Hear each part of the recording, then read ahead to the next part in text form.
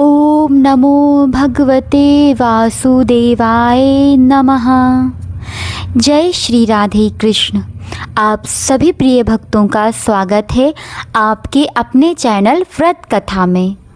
तो आज की वीडियो में कार्तिक मास व्रत कथा का तीसरा अध्याय का हम श्रवण करेंगे।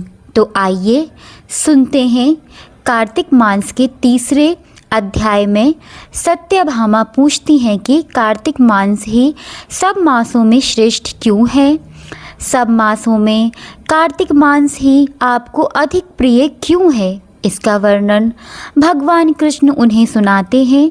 यह विस्तार से पढ़ें और श्रवण करेंगे कार्तिक मास का तीसरा अध्याय। तो आइए प्रिय भक्तों, कार्तिक मास का तीसरा अध्याय शुरू करते हैं। सत्यभामा ने पूछा, हे स्वामी, काल रूपधारी आपके सभी वर्ष, मास, दिन आदि प्रत्यक्ष एक समान हैं, महत्व रखते हैं, अतः कार्तिक मास ही सब मासों में श्रेष्ठ क्यों है? फिर सब तिथियों में एकादशी और सभी मासों में कार्तिक मास आपको अधिक प्रिय क्यों है? हे देवेश, इसका कारण कहिए। श्री कृष्णचंद्र जी कहते हैं, हे प्रिय, तुमने मुझे बहुत अच्छी बात पूछी है। इस विषय में महाराजा वेन के पुत्र पृथु और नारद का संबंध कहते हैं, उसे एकाग्र मन से सुनो। इसी प्रकार एक समय में नारद जी से राजा पृथु ने प्रश्न किया था और सर्वज्ञ नारद जी ने पृथु को कार्तिक मास की महिमा बतलाई थी।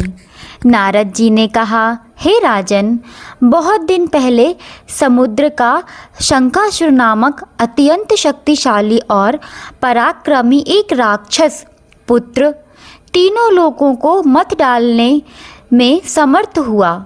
उस शंकासुर ने स्वर्गलोक में रहने वाले देवताओं को जीतकर और इंद्री दशों लोकपालों को अधिकार छीन लिया।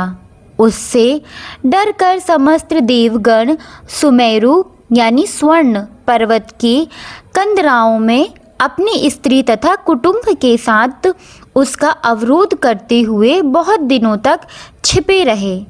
जब सब देवगण सुमेरु पर्वत की कंदराओं में आसन जमाकर निश्चिंत होकर रहने लगे, तब वह राक्षस सोचने लगा कि यद्यपि मैंने सब देवताओं को जीत लिया है और इनका अधिकार छीन लिया है, तो ये भी लोग बलवान ही ज्ञात होते होंगे। अतः अब हमको क्या करना चाहिए? आज मुझे ज्ञात हुआ है कि ये सब देवता वेद मंत्रों से बलवान हो रहे हैं। उनको वेदों को हर लेने से ये स्वतः बलहीन हो जाएंगे।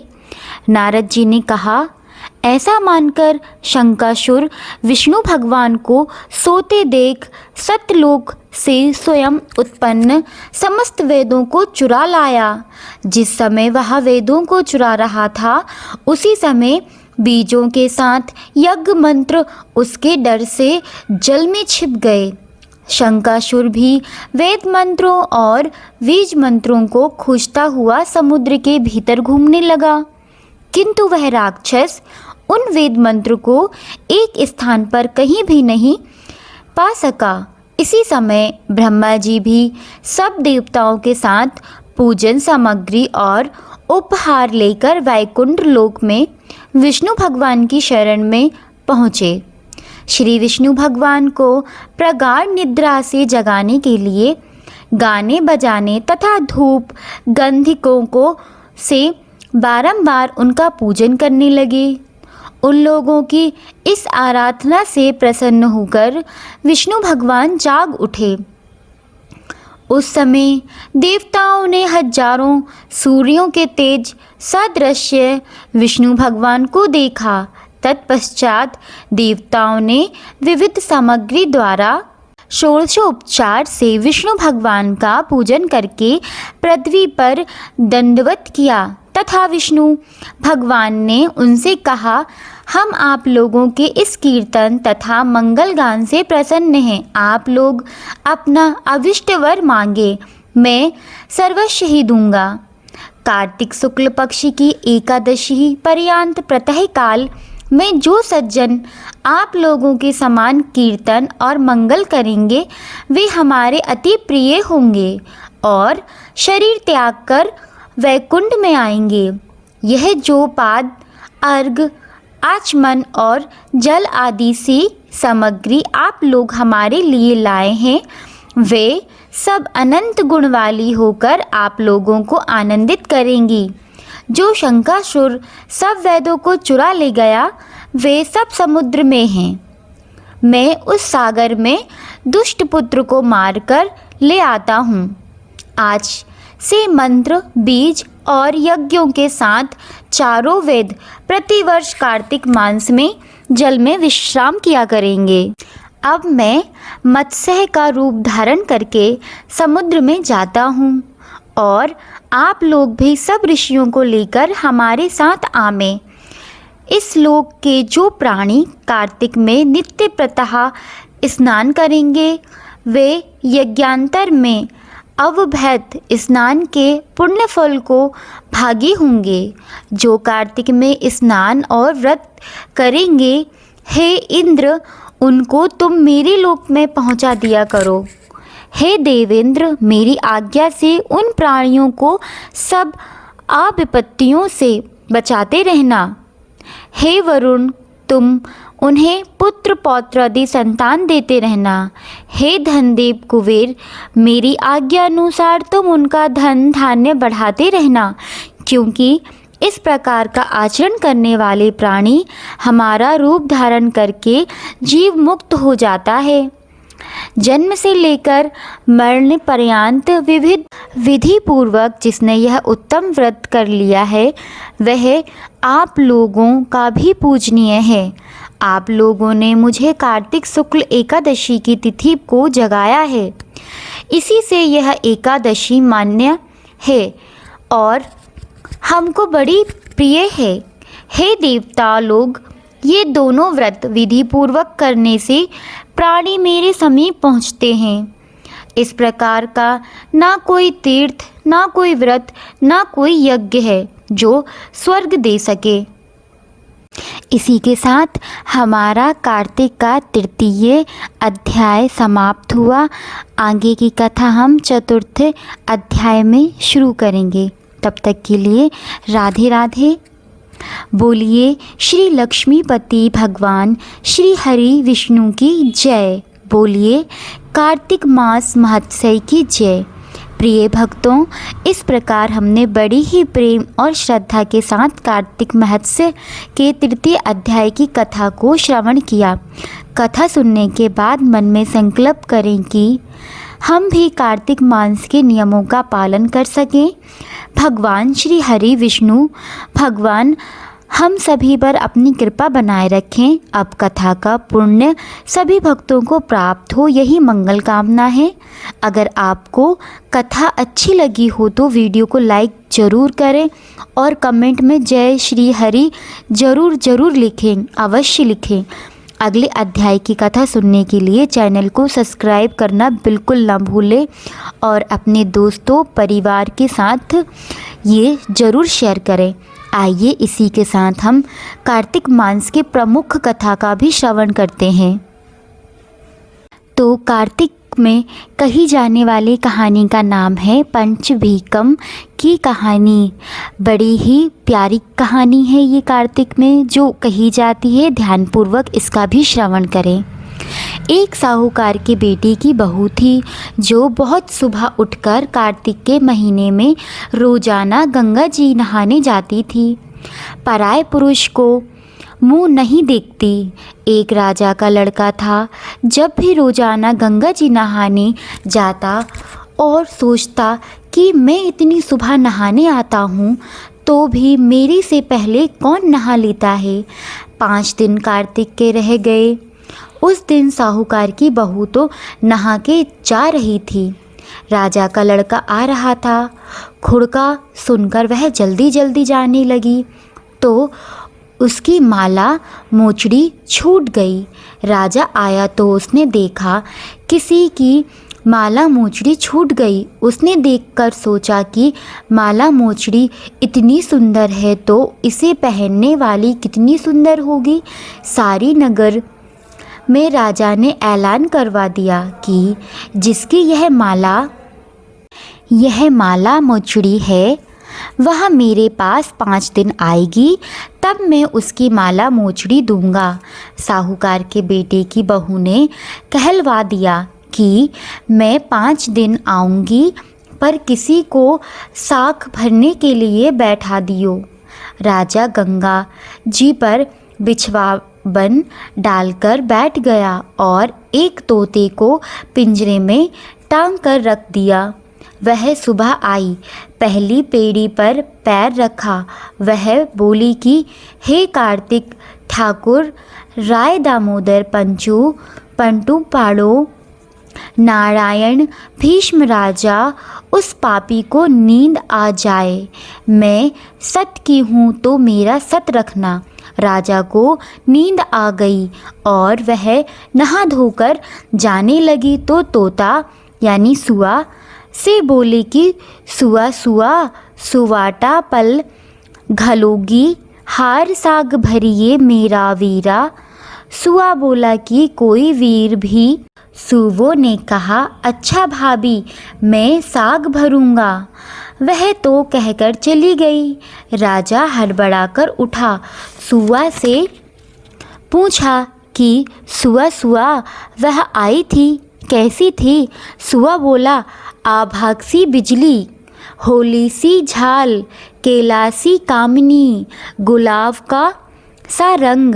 राजा ने सोचा कि कल मैं अपनी अंगुली चीर के बैठ जाऊंगा तो नींद नहीं आएगी।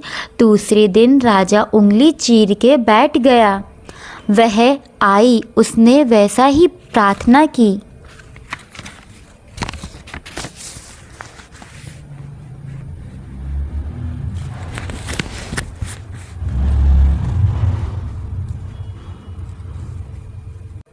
बस उसको नींद आ गई और वह नहा के जाने लगी तो सुआ ने साक भर दी। राजा ने उठते ही फिर सुआ से पूछा तो सुआ ने कल जैसा ही जवाब दे दिया। उसने सोचा कल तो मैं आँख में मिर्ची डालकर बैठ जाऊंगा। तीसरे दिन आँख में मिर्च डालकर बैठ गया। सारी रात हाय हाय करके बिताई। वह आई, उसने वैसे ही प्रार्थना की। राजा को नींद आ गई। नहा के सुबह से साग भरा के चली गई। राजा ने सोचा कि कल तो मैं कांटों की सेज बिछाकर बैठूंगा। चौथे दिन वह कांटों की सेज पर बैठकर हाय हाय करता रहा, पर जब वह आई उसको नींद आ गई। वह प्रार्थना करके नहाकर सुबह से साग भरा के चली गई। 5वें दिन राजा आग जलाकर उसकी राख पर बैठ गया। वह उस दिन भी प्रार्थना करती आई कि आज भी मेरा सत राख दीजो। राजा को नींद आ गई। उसने सुआ से साग भरा ली और कहा कि उस पापी से कह दियो मेरे 5 दिन पूरे हो गए, अब मेरी माला मोचड़ी मेरे घर भेज देना। राजा ने उठते ही सुआ से पूछा कि वह आई थी क्या? सुआ बोला आई थी, अपनी माला मोचड़ी मंगाई है। थोड़े दिन बाद राजा के कोढ़ निकल आए। त्राही त्राही पुकारने लगा। ब्राह्मण को बुलाकर पूछा कि सारे शरीर में जलन कैसे लग रही है। ब्राह्मण बोला कि यह कोई पतिव्रता स्त्री का पाप धरा है जिससे लग रही है। राजा ने पूछा कि अब कैसे ठीक होगा? ब्राह्मण बोला कि उसको तुम धर्म की बहन बनाओ और उसने नहाए हुए जल से नहाओ तो तुम्हारी जलन कोढ़ ठीक हो जाएगा। राजा माला मोचड़ी लेकर उसके घर गया और साहूकार से बोला कि ये तेरी बहू गंगा जी पर भूल गई थी, यह उसे दे दो और कह देना कि अपने नहाए हुए जल से मुझे नहला दे। साहूकार बोला कि वह तो पराये पुरुष का मुंह भी नहीं देखती, तू इस नाली के नीचे बैठ जा, वह नहाएगी तो तेरे ऊपर पानी पड़ जाएगा। राजा नाली के नीचे बैठ गया। वह नहाया, जल गिरने से उसकी काया कंचन सी हो गई। हे पंच भीखु देवता, जैसे साहूकार की बहू का सत रखा ऐसा सबका सत रखिए। कहते सुनते भक्त हुंकार हमारे सारे परिवार का रखियो। तो प्रिय भक्तों, ये थी एक कार्तिक माह की लोकप्रिय कथा। आपको ये कथा कैसी लगी कमेंट बॉक्स में जाकर ज़रूर बताएं और चैनल को सब्सक्राइब करें। इसी के साथ हम एक और कार्तिक मास की कथा को कहेंगे। कथा का नाम है दरिद्र ब्राह्मण और दीपदान की महिमा। तो आइए प्यारे भक्तजनों, इसका श्रवण भी हम बड़े ध्यानपूर्वक करेंगे। प्राचीन काल में धर्मदत्त नाम का एक ब्राह्मण था जो अत्यंत दरिद्र यानी गरीब था। वह स्वभाव से बहुत आलसी था और धन कमाने या धर्म कर्म करने में उसकी कोई रुचि नहीं थी। उसकी पत्नी यानी ब्राह्मणी बहुत पतिव्रता, धार्मिक और परिश्रमी थी। वह जानती थी कि उनके दरिद्रता जीवन का कारण पति का आलस्य और धर्म से विमुख होना है। ब्राह्मणी दिन रात मेहनत करके किसी तरह अपने परिवार का पेट पालती थी, लेकिन गरीबी से बहुत दुखी थी। जब कार्तिक मास का पवित्र महीना शुरू हुआ तो ब्राह्मणी ने सोचा कि क्यों ना इस पुण्य महीने में कोई धर्म कार्य किया जाए जिससे उनके दुखों का निवारण हो सके। उसने अपने पति से कई बार कार्तिक स्नान और दीपदान के लिए कहा, लेकिन धर्मदत्त ने हर बार उसकी बात को अनसुना कर दिया।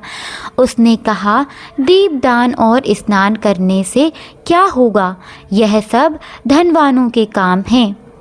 जब ब्राह्मणी ने कहा कि पति किसी भी तरह से नहीं मानेगा तो उसने स्वयं ही धर्म का पालन करने का संकल्प किया। उसके पास धन तो था ही नहीं, इसलिए उसने निश्चय किया कि वह प्रतिदिन सुबह उठकर गली मोहल्ले की सफाई करेगी और कूड़ा निकालेगी, उसे बेचकर एक पैसा कमाएगी। ब्राह्मणी ने कार्तिक मास में यही नियम रखा। वह प्रतिदिन प्रातः काल उठकर स्नान करती, फिर मेहनत से कूड़ा बीनती। उस कूड़े को बेचकर जो एक पैसा मिलता उससे वह मिट्टी का एक छोटा दिया और थोड़ा सा तेल बाती खरीदती। वह दियों को स्वयं अपने हाथों से तैयार करती, उसे शुद्ध करती और भगवान विष्णु के समक्ष या तुलसी के पौधे के नीचे प्रज्वलित कर देती। उसका यह एकमात्र दीपदान ही उसकी संपूर्ण श्रद्धा और भक्ति का प्रतीक था। वह प्रतिदिन दीपदान करते हुए भगवान से प्रार्थना करती, हे प्रभु, मैं दरिद्र हूँ, मेरे पास आपको देने के लिए कुछ भी नहीं। मेरी मेहनत की कमाई का यह छोटा सा दीपदान आपको समर्पित है, मेरी श्रद्धा स्वीकार कीजिए। कार्तिक मास समाप्त हुआ। चूँकि ब्राह्मणी ने अत्यंत निष्ठा और परिश्रम से दीपदान का व्रत किया था, उसके पतिव्रता धर्म और भक्ति के पुण्य से धर्मदत्त के भाग्य में परिवर्तन हुआ। एक दिन धर्मदत्त जंगल में भटक रहा था, तभी उसे अचानक एक जगह गड़ा हुआ खजाना मिला। वह खजाना लेकर घर आया, जिससे उसकी गरीबी दूर हो गई।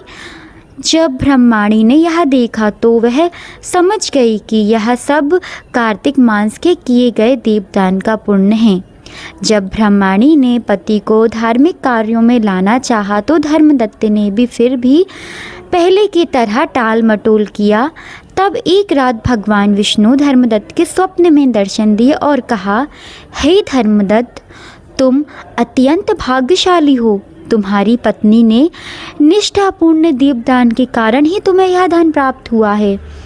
उस पतिव्रता की पुण्य से तुम दरिद्रता से मुक्त हुए हो। अब तुम भी धर्म कर्म में रुचि लो। भगवान के दर्शन और उपदेश से धर्मदत्त की आंखें खुल गईं। उसने अपनी पत्नी से क्षमा मांगी और उस दिन से वह भगवान की भक्ति और दान पुण्य में लग गया। तो बोलिए भगवान श्री हरि विष्णु की जय, बोलिए पतिव्रता धर्म की जय। प्रिय भक्तों, यह कथा हमें सिखाती है कि कार्तिक मास में दीपदान कितना महत्व है। यह आवश्यक नहीं कि दान विशाल हो, बल्कि यह आवश्यक है कि वह श्रद्धा और परिश्रम से किया गया हो।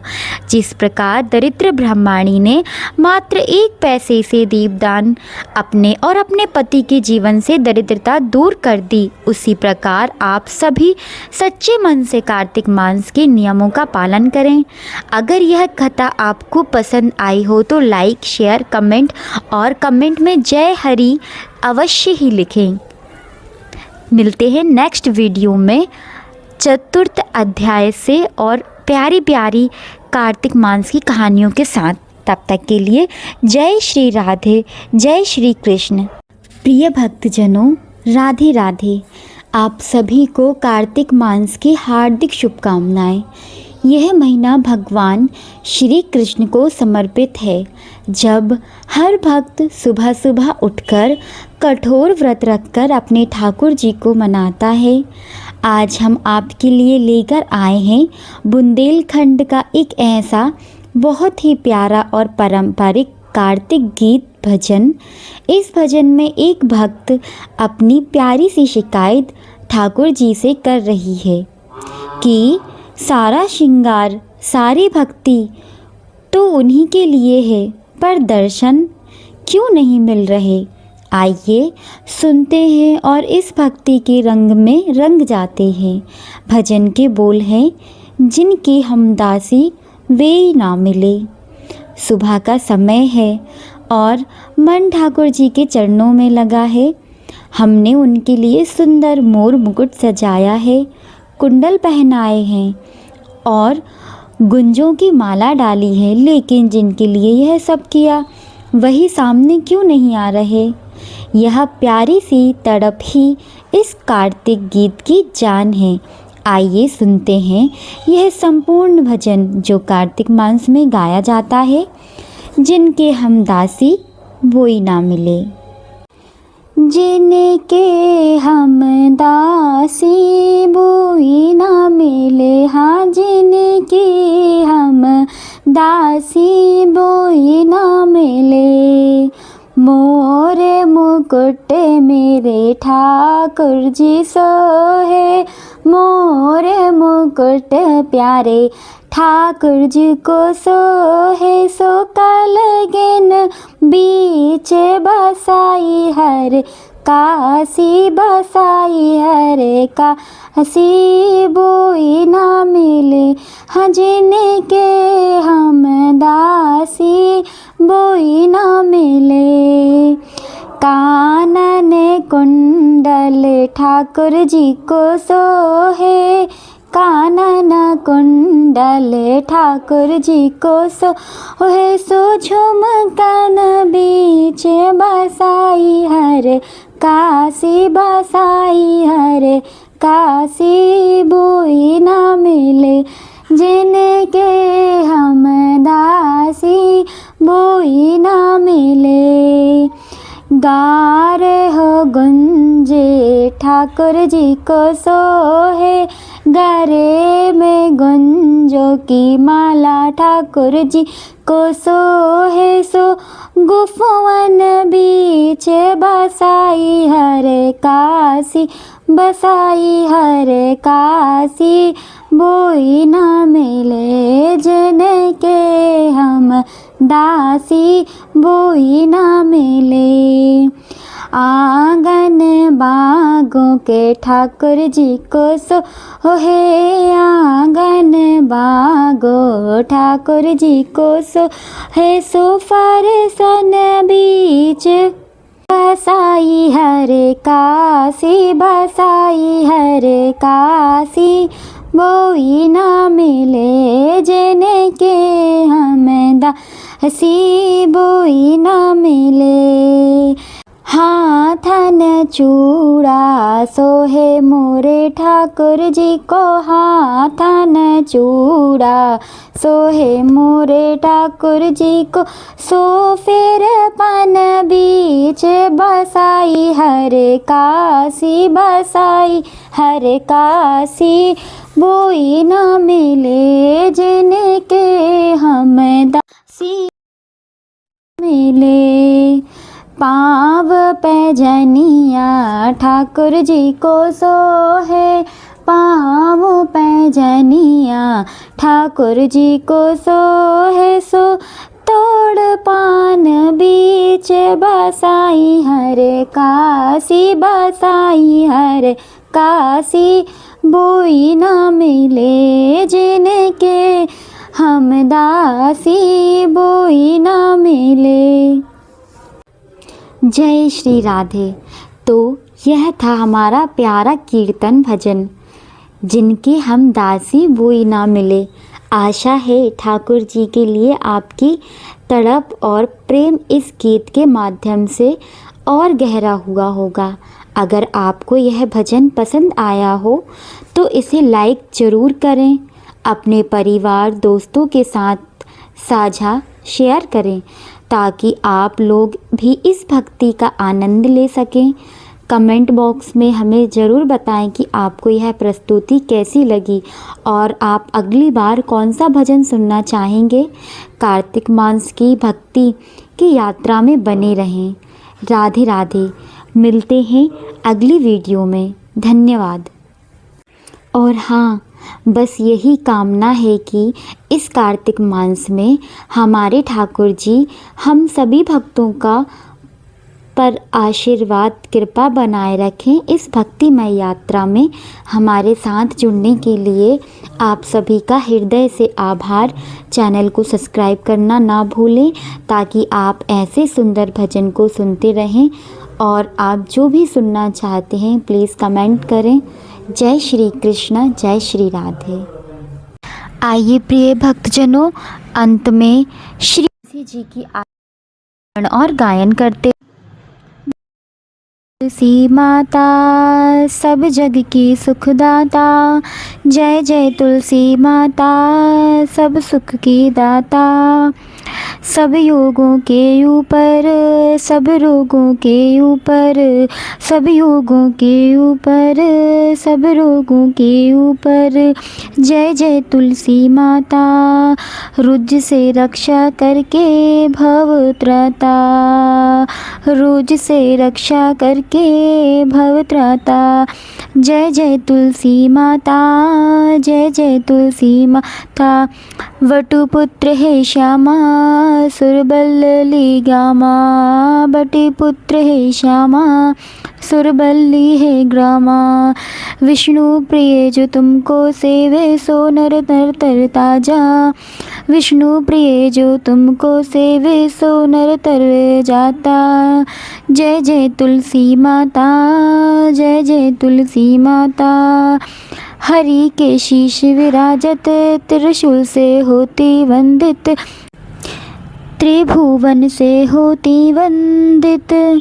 पातित जन की तारिणी विख्याता। जय जय तुलसी माता, जय जय तुलसी माता। लेकर जन्म विजन्म में आई दिव्या भवन में, लेकर जन्म विजन्म में आई दिव्या भवन में। मानव लोक तुमसे सुख संपत्ति पाता, मानव लोक तुम ही से सुख संपत्ति पाता। जय जय तुलसी माता, जय जय तुलसी माता। हरि को तुम अति प्रिय, श्यामा वरण तुम्हारी। प्रेम अजब है उनका तुमसे कैसा नाता, प्रेम अजब है उनका तुमसे कैसा नाता। जय जय तुलसी माता, जय जय तुलसी माता।